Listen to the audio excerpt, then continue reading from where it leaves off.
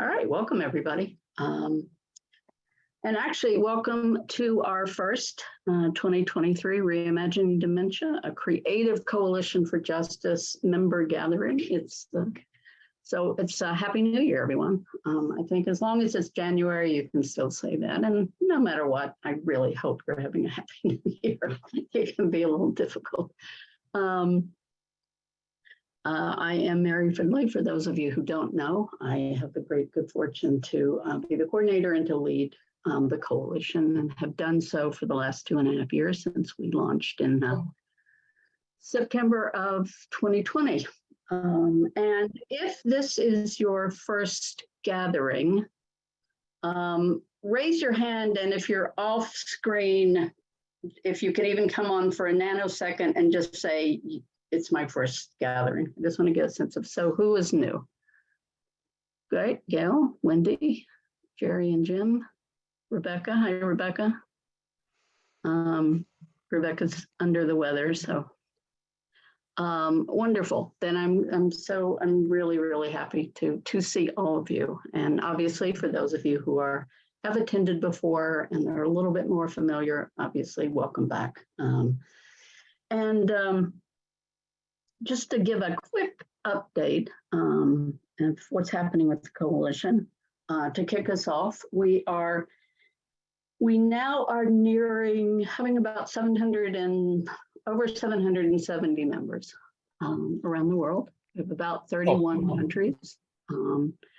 And in fact, we've had a spate, I don't know if that's a good word, but a spate of members that have joined even over the last week. So we continue to reach people in all kinds of different ways. So whatever you all are doing to introduce Reimagining Dementia, please continue to do so, and thank you, because it works. I think we're reaching the people who want to be part of this kind of change movement. And we're always gratified by the people who join us. And even as we recognize this, I'm sure all of you do, it's, that creating the transformation that we want to see in the world will, at least for the moment, it's not going to be a numbers game. Meaning I hope we have thousands and thousands and thousands of members, but we also need to create the kinds of partnerships and alliances and collaborations and conversations. And that continues to happen. In fact, as Jim Taylor was mentioning, one of those groups is Voice of Alzheimer's, which Jim was talking a little bit about and can share certainly throughout the rest of this gathering. But it was a new group that was created by people living with dementia and their allies. And we've also begun a relationship with the Three Nations Dementia Work Group, which was created by people living with dementia in the UK and Wales. And we've been very fortunate to be in conversation with them, and are just very impressed with what they've managed to build over there.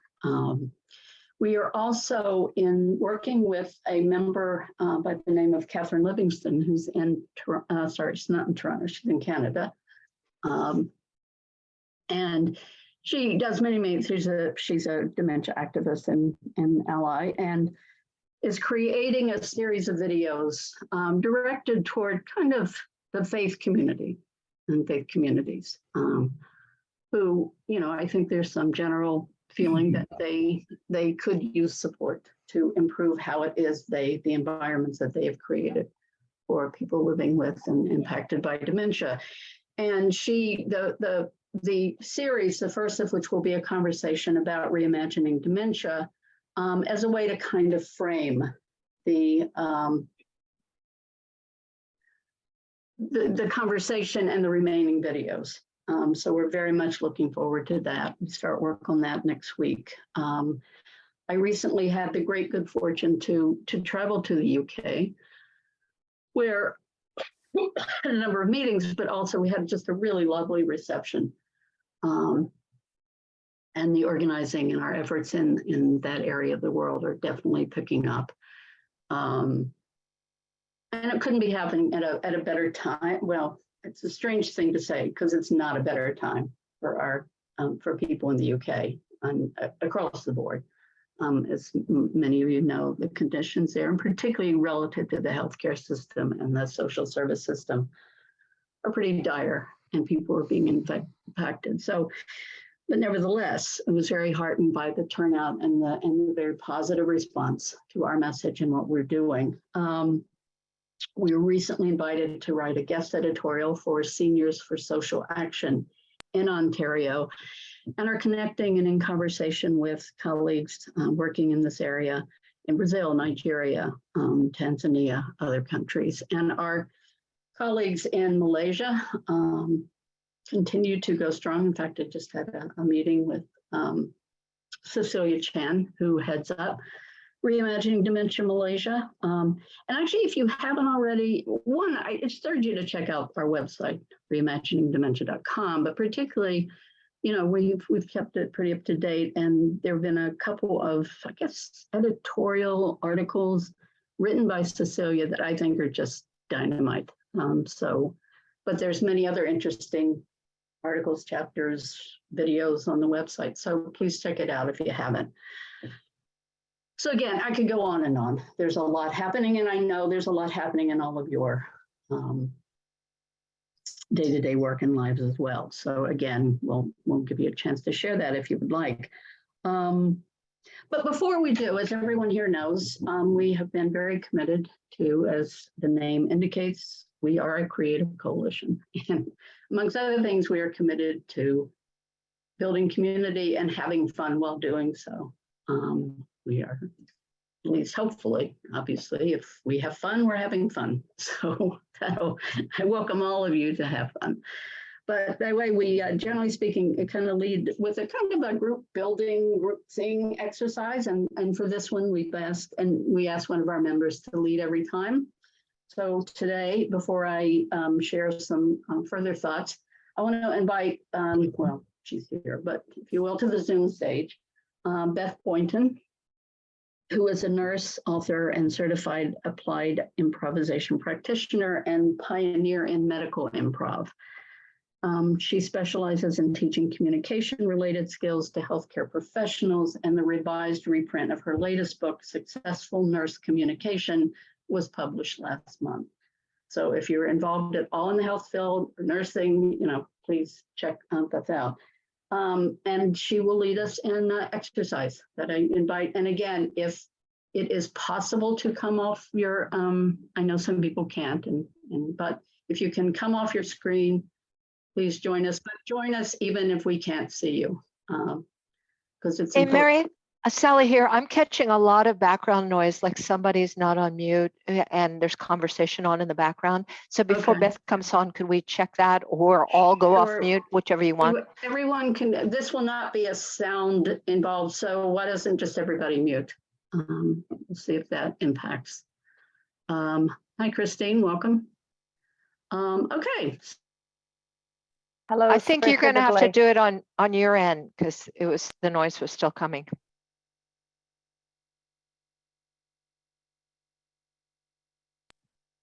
Okay, is it still happening? Because I'm the only one unmuted. Or so right now people do not hear extreme. Okay, then Beth, I'll mute and let you come on. Thanks, Mary. Hi, everybody. So we'll just take a couple of minutes together, and we're going to go through a series of a few things. And the first will be to just become present in our own space and our own bodies. So just a few deep, slow breaths to be aware of how you're feeling, where you are. Maybe it's the beginning of your day or the middle of your day, or maybe it's the end of your day. And just notice whatever's going on for you physically, emotionally, and let that be. And now maybe look around your surroundings, and if you see something or maybe someone that feels special to you or of particular importance, try to just notice that and breathe that in and exhale at your own pace. Let that in. And now if you can maybe open your eyes and just notice, look around and see who else is here. You won't be able to make eye contact, but you can see, you can notice one or two or maybe three other people, and that they're here, we're here, and just letting that in, letting that be. Now I'm going to ask you to think of a gesture that you can repeat that has something to do with how you feel about your work and or play with this coalition. And it can be anything at all that you can repeat. And Shruti's going to play some music as we all start to repeat our gestures. And I'll give you an example. Like I'm going to go like this. And I'm just going to repeat that. And Shruti's going to put on some music in the background. And whenever you think of any gesture that has something to do with a coalition, just let that happen.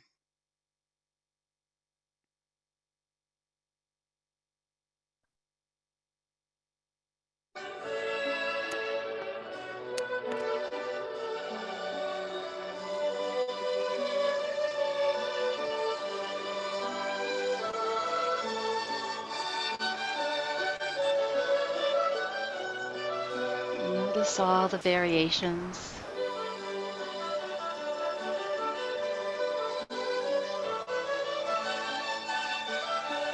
Beautiful.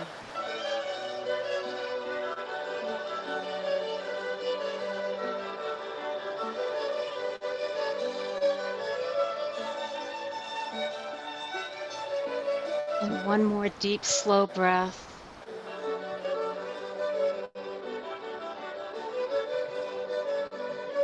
And bring yourself back to being present.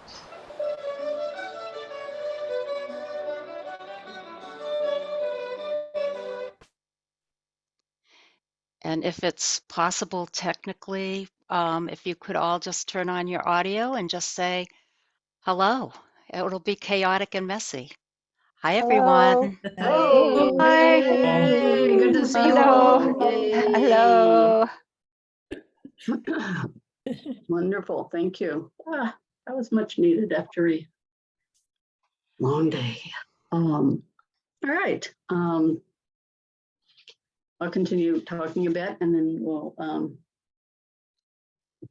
by way of continuing the conversation, I wanted to share, I was thinking about, obviously was thinking about what I wanted to share with you all by way of kind of setting the stage for the rest of the meeting.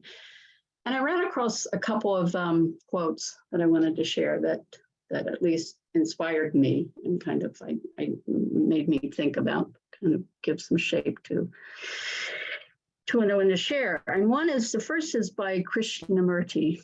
And the quote is, "It is no measure of health to be well adjusted to a profoundly sick society." And the second is by the Indian author Arundhati Roy. She actually wrote this during the pandemic, but even then, when I first read it, I just thought, wow. And of course, if you will, post-pandemic, although it's a funny postmodern phrase. I think it isn't, to me at least, it even had greater meaning. And the quote is, "Historically, pandemics have forced humans to break with the past and imagine their world anew. This one is no different. It is a portal, a gateway between one world and the next. We can choose to walk through it, dragging the carcasses of our prejudice and hatred, our avarice, our data banks, and our dead ideas and practices behind us. Or we can walk through lightly, with little luggage, ready to imagine another world and ready to fight for it. And I wish there was I mean, one of the reasons that I was inspired, and maybe it's a little strangeness on my part, is because we are living in a very sick society. I wish I could say otherwise. Sometimes you kind of flinch. And for me, which for me made what Roy was saying about dead ideas and practices really kind of jump out. I really spent some time thinking about that. And in a recent conversation with Kate White, who's our kind of lead coalition person in the UK, and she shared, actually, as I referenced before, she was sharing just a little bit about what was happening to the healthcare system. And as many of you may know, England is going through strikes and a whole host of things. And partially that's disrupting the hospital system, the care system, and people are dying. And they're dying at home, and they're dying like ambulances literally are lined up at hospitals, and people cannot get into the hospital. So it's just, it's just not something. I mean, it's not the only place in the world. It just happened to be the most recent conversation I was having. And Kate was very, very upset about it. Just very, very, very disturbed. But one of the things she said, almost kind of as an aside, actually, in the course of our conversation, was when she was talking to friends and colleagues. And I guess in the course of those conversations, reimagining dementia came up.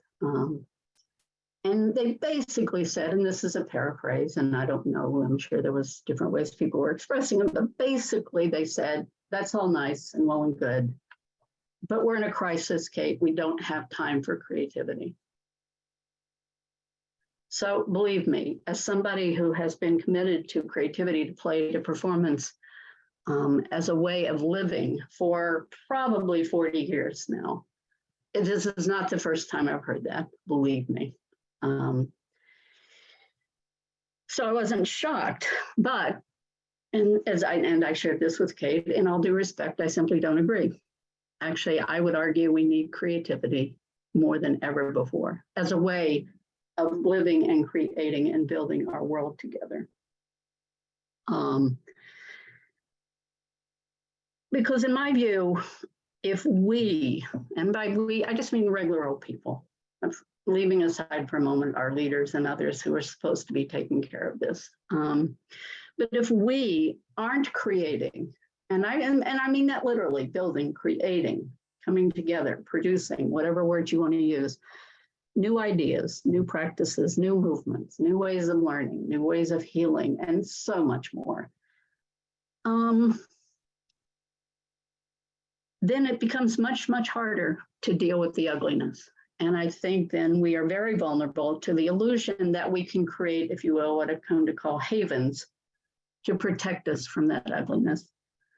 And again, that could be, those havens we all have. It could be family, it could be jobs, it could be sports, it could be drugs, it could be a whole host of things. And again, I'm not saying per se those things are all, it's not that they're bad. It's just we go to them as a way to protect us and to kind of, I think, try to control what seems to be an increasingly out of control world. But, and this is me, I'm not speaking for everyone on the call, I'm not speaking for everyone in the coalition, but I don't think there are havens. I don't think we can hide. And again, as I said, not everyone, I don't need or want or anticipate everyone to agree with me. I'm guessing there are as many views of creativity, of not to mention social transformation, as there are people in this gathering, people in the world, people in the coalition. However, I do want to introduce it as a starting point for the conversation that I think, that we want to begin, or in some ways begin tonight, about what we can do. And what I think we can do is create community, not as a haven, not as a safe place, but as a place to hide, but as a human, very passionate, very joyous, very living environment, which has the capacity to nurture everyone. And by nurture, I mean emotionally, creatively, spiritually, in all ways. But to nurture everyone who's working to engage the cruelty, the isolation of this havenless world of ours. In other words, I think we can create hearts. And I'm very proud of the coalition as one of those hearts. And I think all of you are part of creating just wonderful hearts in the world. And in the UK remarks that I made at the reception I mentioned, I shared some of the basic coalition values. And again, pretty new to the coalition, this has emerged over the last two and a half years out of many meetings, many gatherings, many conversations with people, again, around the world. But I think in terms of some of the basic values, if you kind of want to know where we're coming from, one is we will always face the community. We started as a grassroots or, you know, a grassroots gathering or grassroots coalition. That's why we self-consciously decided to invite individuals, not corporations, I'm sorry, not organizations, not institutions, to join. We don't have anything against those institutions. I think our members probably represent some of the most creative, wonderful, impactful organizations. However, organizations have their strengths and weaknesses. We wanted to bring together people, including people who may or may not have any active connection to dementia or the quote dementia world or the dementia industry or whatever, but simply think there's something deeply wrong with how we're treating so many of our people in this world, but certainly treating people living with dementia, people who are aging, people in cognitive decline, that it's just, I'm sorry, we can do better. And so we will always face the community. We will always be independent. Financially, we will be independent from the academy, we will be independent in every possible way. We will always lead with creativity, even if we don't always know what we're doing, because that's a wonderful thing about creativity, you're creating something. So I think first and foremost, everything that we're talking about now was not pre-planned. This has emerged. We have created this over the last 2.5 years. So all of you have participated in our coming to this in one way or the other. And we have no interest in reinventing the wheel. As everyone on this screen is representative of, there are so many incredible organizations, coalitions in the world doing wonderful work, projects, programs. I mean, if just meet each other and you'll find out the wonderful work, the wonderfully caring work that everyone's doing. So the task that we've taken on, and in some ways, this is part of what we'll be talking about tonight, is how can we now take all of what we've created and our discoveries about the power of creativity and what it is to bring humanity to joy, to this conversation and the practice and policies surrounding dementia and so much else in the world. How do we leverage all that we are doing to impact on a broader community, to impact on a broader audience, to actually transform the dominant lens through which dementia continues to be viewed?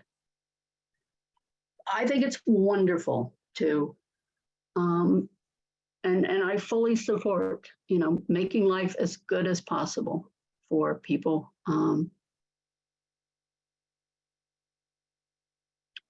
Well, not only people living with, I think everyone deserves a life full of care and respect and humanity. But it's harder and harder to do if, the world that surrounds us is just so relentlessly negative and is not providing the kind of nurturing and resources that people in fact need. So how do we how do we engage that and how do we influence that on the broadest scale possible? And in this case, I am thinking big. If you're wondering, oh God, it sounds like she's thinking really big. Yes, I think we have to change. Even as we're doing all that we're doing, we have to impact on the broader conversation, the broader culture, the broader practices, the broader policies. And so that's, in a sense, that's a big part of our marching orders, so to speak, for 2023. Now, there'll be other things, and we'll touch on that. I mean, we're obviously, in some sense, the coalition also is, people come to us with all kinds of ideas. I mean, all the things that I mentioned at the top that we were doing, people have approached us. It's a living entity. But certainly, finding ways to work together to bring in reimagining dementia, small r, small m, I'm not talking about the coalition per se, but to introduce and involve more and more people in the communities to be a part of it is something that we are going to put as much as we can, given our resources into, and we're going to need all of you. Because there is no coalition without you. I mean, just to make the obvious statement. However, we also thought it'd be nice for you all to kind of get to know each other a little bit, so you'll know even as we talk about the whole. So I thought we could start, and if you scroll back up your chat that we put in, and I mentioned this in the emails that we sent out. Hopefully some of you saw it, somebody didn't. But we thought by way of a sharing that we put in a poem that we used at the first few meetings that we ever did. It's called the I Am poem. And it's just a simple kind of creative way for people to share who you are. Well, if you look at the poem, I am a member, I am your name, member of the coalition, because insert a place that's special to you. So you can read that. We would love to hear from some of you just to share who you are and what you're doing in about 45 seconds. I know that's not a lot of time, but it's also a lot of time. And the only reason we're keeping it in relatively short is because we have a lot to do and we want to involve in that larger group conversation as well. But by way of getting us started, I know, Christine, do you want to, and can we spotlight, Trudy, can we spotlight Christine, and then I know, happen to know Christine wanted to share. So Christine, the stage is yours.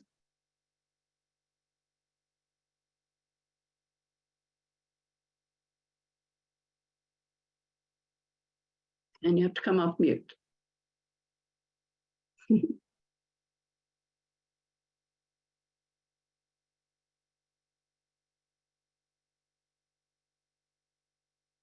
There. Okay. Sorry about that. I had my screen up and then I lost my ability to find the mute. Anyways, so yeah, this one hits to my heart because I've been involved with dementia for 41 years. I don't look old enough, but since I was 16 with a grandmother that had Pick's disease, to I was in my early 20s my late 20s with my new father-in-law with Lewy body, and in my 50s with my mother with vascular dementia, and those first three have all passed on. My mom just most recently, and now with my husband with young onset dementia that we are navigating through. So this is the background of where I came from in this poem. So I'm Christine Waddell, a granddaughter, daughter-in-law, daughter, wife, nurse, and most importantly, a family caregiver, survivor, and warrior. I am a member of the coalition because I want to be a leader and voice in the battle to improve the lives of the families and people affected by dementia, no matter what age, as age has no boundaries and this can affect all people at all ages. I am born and raised in the city, but I'm a country girl at heart and love everything to do with nature. My garden is my sanctuary and my place of peace. I am passionate about talking, educating, and teaching my friends, family, community, and healthcare colleagues about what dementia truly is and how to help and support versus ignore the problem and add to its dysfunction and myths. I am reimagining dementia by being a vocal advocate for educating all healthcare providers, doctors, nurses, PSWs that I come in contact with on how to properly identify, understand, and respond to family caregivers and those affected by dementia. Look at the person and address the person, not the disease. Support what they can do and not what they can't. Think of safety strategies that maintain personal dignity and allow for as much independence as possible. I have been spreading the word within my company and into the communities we service, showcasing the right way to address our clients and their families in this journey, hoping that my small pebble in the pond can create waves of change and improve the lives for all. Respectfully submitted, Chris. Let's show some love. That's great. Thank you very much. Whew. That's beautiful. Others. Again, you can use this poem as a starting point. If you want to share in another way, it's fine. There's no prescription, but we would love, maybe particularly some of the people who are newer, we would love to just get to know you and the work you're doing.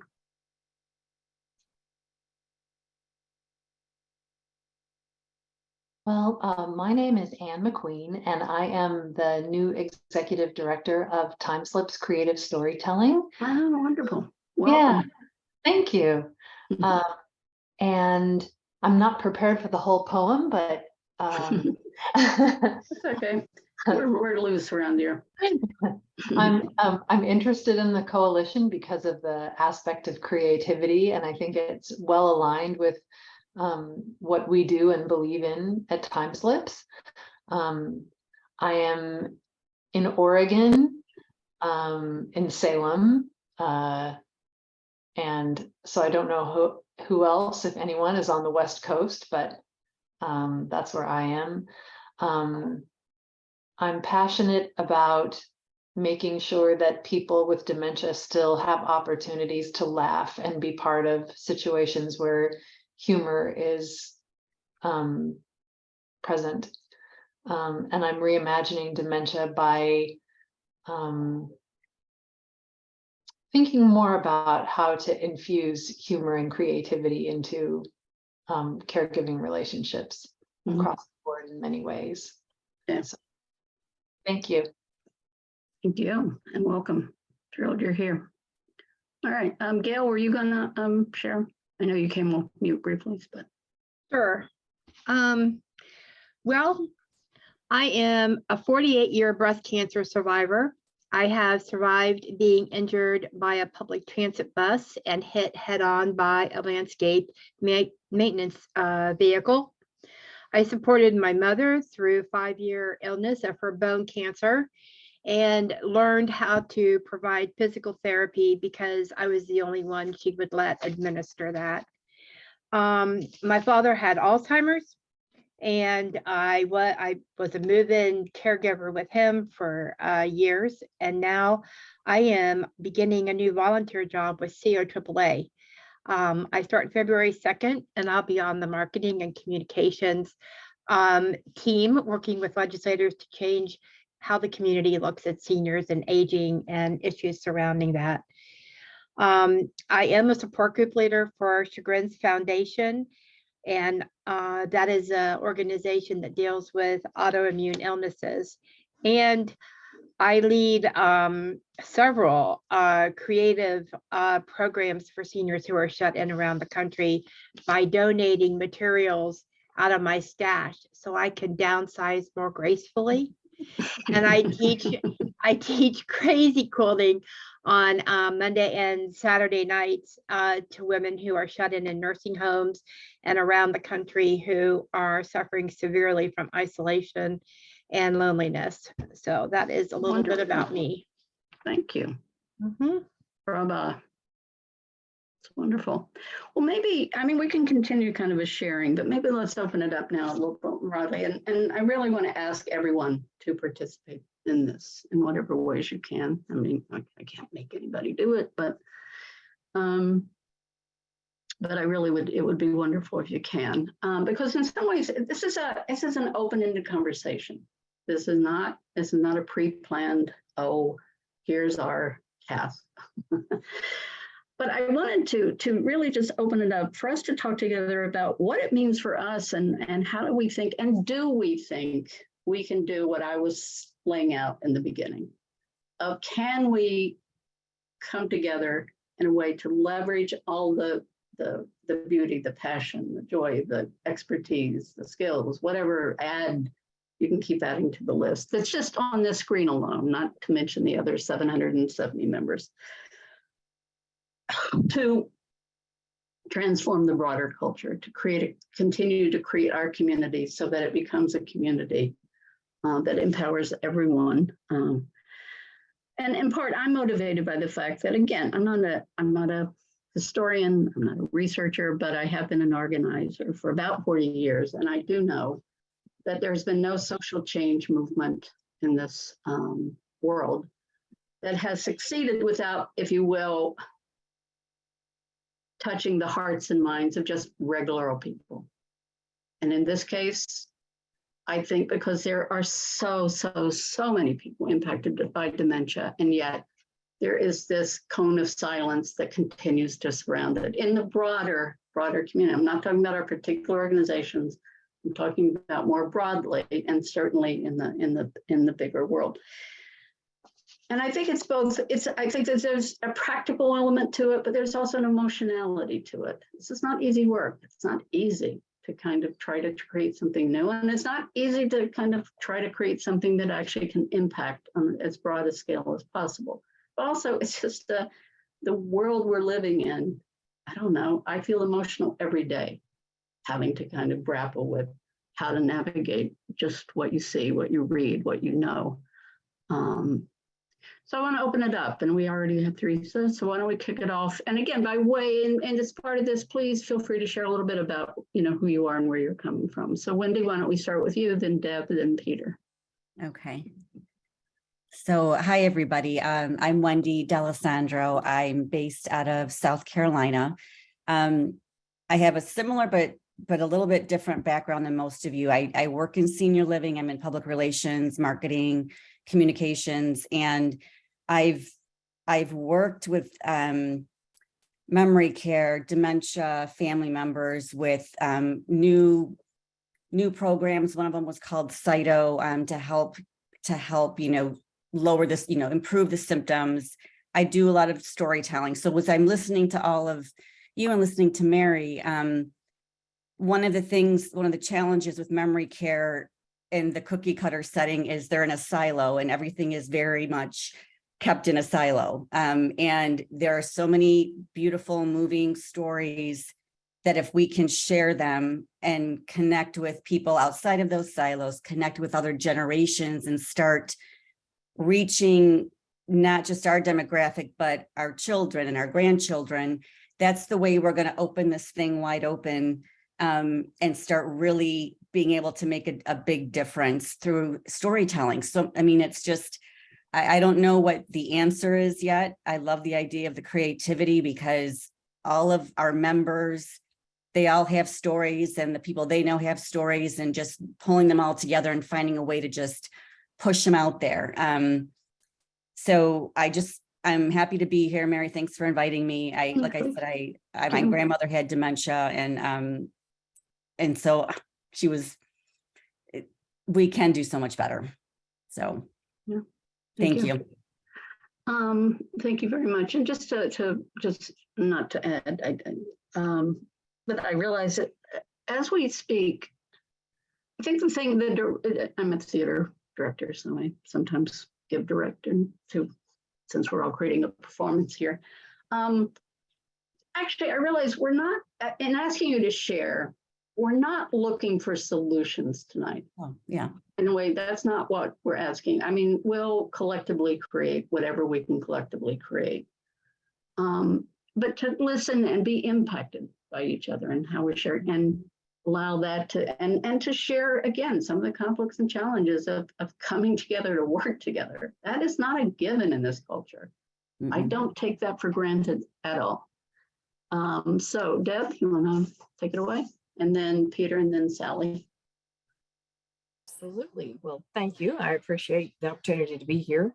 I am a 3-time primary caregiver. I was in business traveling nationwide when my dad passed out. He had low blood pressure, and he took my mom's pills, who had high blood pressure.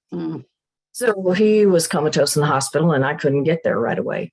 And I was on the other coast when my mom passed out from a sudden blood pressure drop at the Daily Living Center and had to be rushed to the hospital. And then the final kicker was my mother-in-law, who we knew had been having problems, but we didn't realize how severe it was because she lived about an hour and a half from us. She locked herself out of the house in the middle of a snowstorm. Did not have the mental clarity to walk next door to her neighbor's house that she'd known for 40 plus years. Instead, she sat in her car for 8 hours until her daughter got home from work. So something had to change. And there were plenty of us, but as so often happens, I became the caregiver for both sides of the family, for my parents and for his mom.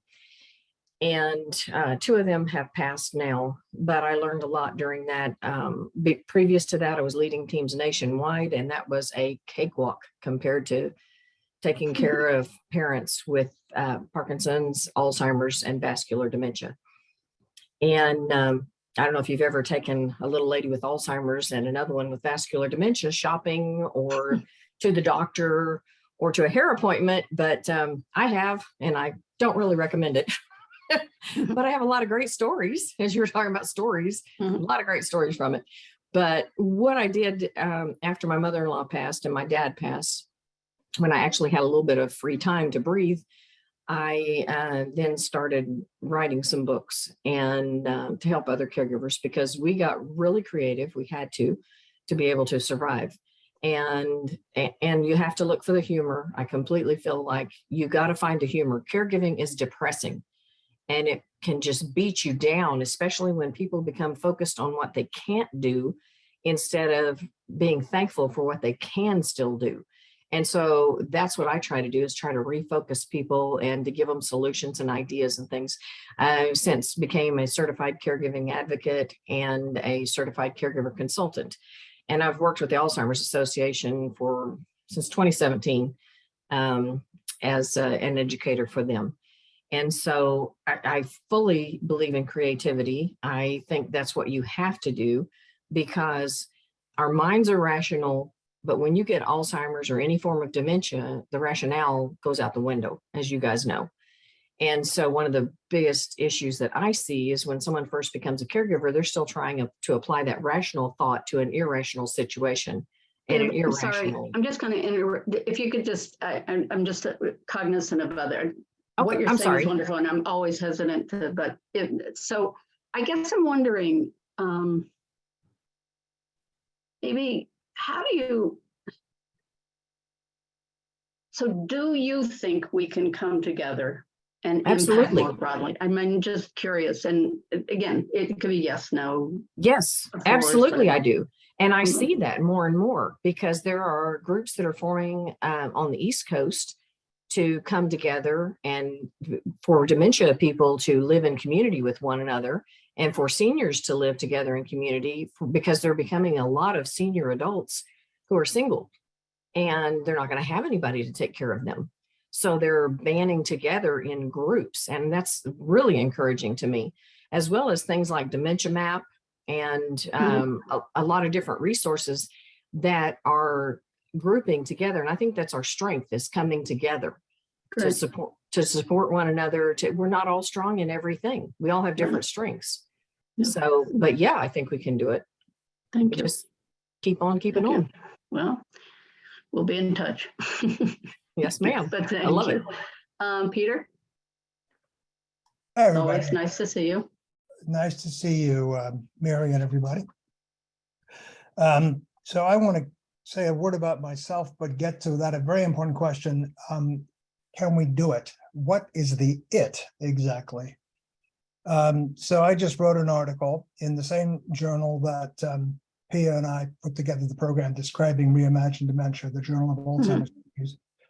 I'm being in the field for 50 years. That starts with my grandmother who had dementia and ends up with my grandchildren's great grandfather who had dementia. The lived experience of that is so important.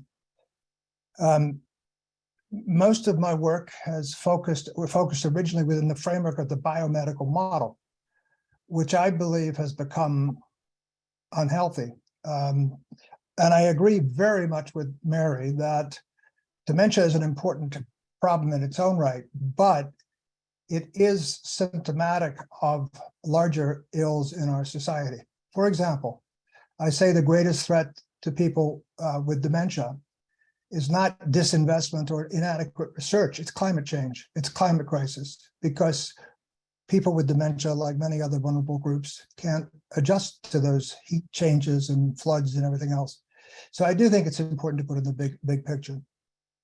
I don't think we're going to make progress at doing it, if I can end somewhat controversially, unless we recognize the historical power of the arts to challenge, to speak truth to power.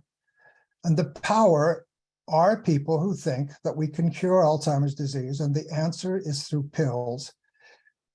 I led the effort to try to get the FDA to withdraw aducanumab, and you saw what the Congressional Committee did, describing the horrendous relationships between the Alzheimer's Association, the FDA, opinion leaders. So I think it's time that we have to speak truth to power. Otherwise, we can form a community, we can meet together, we can share stories, but we're not going to make the impact that I think we need to make in the bigger world that Mary describes so effectively, a world that needs dramatic change, where dementia can be a lever for that change. Thank you. Thank you, Peter. Sally? Yeah, I will be quick. I'm a writer, and I write about creativity, spirituality, and aging. And so I bring in an angle because I'm not on the front lines of care. I respect those who are. But I want to add another perspective, which is I took from a study in the UK. And in one study in the United Kingdom, 2/3 of the respondents over 50 feared developing dementia, but only 1 in 10 feared getting cancer. So think about that, because often we talk about dementia like it's this thing over there, and we're worried about those people or taking care of them. But in another context, it truly is us, because what does it say when you think over half of the people over 50 are scared about dementia? And what is the weight of that fear in our society today? And what would it do for us all if we could say, yes, there's a lot of resources, there's community, there's so much needed, but it's not us versus them. And if you have dementia, you're still a part of us, so that you could lift the fear away. What a huge amount of energy and creativity we might be able to release if we weren't under that burden. So it's just another perspective I wanted to bring in. Thank you.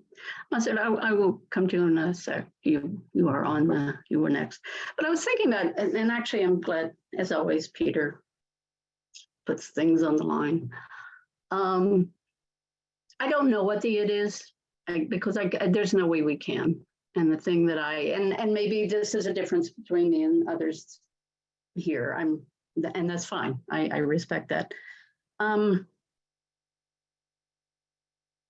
I don't think we can know, and honestly, I think it would hold us back if we pretended to know, because if we take collectively seriously that we're trying to create something new, then the obvious thing is, well, then how would you know? And if you only, and because the only way to know something, in a funny kind of way, is to then count on the dead ideas that Arundhati Roy spoke about. Because if you're doing something new, then, and I think this is why this is so, for me at least, it can raise all kinds of emotions, because you're entering the unknown, you're coming out of your comfort zone. But in terms of creativity, I was thinking about, and where'd you go? Time slips. And there you are. Sorry. So this is just, I'm not saying this is what we should do at all. But I'm of the mind relative to creativity is, why the heck are we limiting it to our work only with people living with dementia? Like the world, everybody, all of us need to be infinitely more creative in our lives. Like it boggles my mind that we say, oh, well, you have to learn how to be in the moment with people living with dementia. You have to go. And all of that is absolutely correct. I think it's enormously growthful. I think it's, and to your point, Anne, yes, I think we all could use much more creativity in the arts in those direct situations. But if we were all doing that and we were bringing it into every aspect of life, then in a funny kind of way, our relationship to all of these things, including, would be transformed. Because in a funny kind of way, we would be already prepared. But at a moment, like, why wouldn't we want to be in the moment with everybody in our lives? Are we saying that we don't care about those people? We can ignore them or talk over them or have the same stupid fights over and over again because we can't get out of that rut. But really, let's reserve creativity over here. I'm not willing to go there. I think everybody needs to be engaged in living right now infinitely more joyously, creatively, playfully, more totally. Call me crazy. I think it would do a world of good if we could bring the time slips approach. And I'm not discounting anyone else's approaches, please. But why isn't time slips everywhere? Why isn't that just how we're living our lives? You know what I mean? Like, why does it have to be in special places? And I mean, I understand practicality, being paid, blah, blah, blah. So that's what I'm throwing up. That's kind of what the spirit of which we're kind of grappling here. So let's go with Masood, Jerry and Jim, Christy, and then Christine. I apologize, we're coming up to the end, so if people could just be a little mindful of time. But Masood, go. Thank you. I might be the only one here today who's actually living with the diagnosis of dementia. I have been living with it since 2010. And let me tell you, for me, and this is especially for Peter, I think it, for me, is knowledge, it's education, and it's perception. If these are the things that we challenge and we tackle, and we might actually succeed, because out there, majority of people think that once you're diagnosed with dementia, you are either incompetent, incapable, and sometimes even dangerous. And I think the perception needs to be changed, and there needs to be basic education out there. And that is not just general public. I also feel that the professionals need to be educated on that as well, because I have been living with that long, and even the professionals haven't treated us the way we should be treated. Okay, I volunteer for Alzheimer's. I'm going to ask you to wrap it up, because I really do want to get Christy and somebody else in. So please, I love what you're saying. If you could just kind of. Yeah, that's fine. I just believe that we should concentrate on the abilities that we've retained and not on the disabilities. And socialize and meet everybody. Be a sport is the answer. Thank you. Yes, and find ways to educate that don't put everyone to sleep. That's my other. We do education badly. We can do that badly too. Christy? And actually, sorry, Christine, but since I think I'm going to end with Christy. Apologies. And Elaine, I apologize, we're ending. So I really hope you can come back for another of our gatherings. But I just at least wanted to welcome you to us. So Christy, why don't you bring it home, and then we'll dance our way out.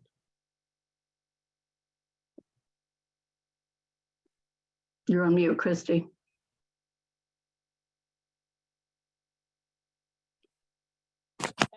Hi. Hi.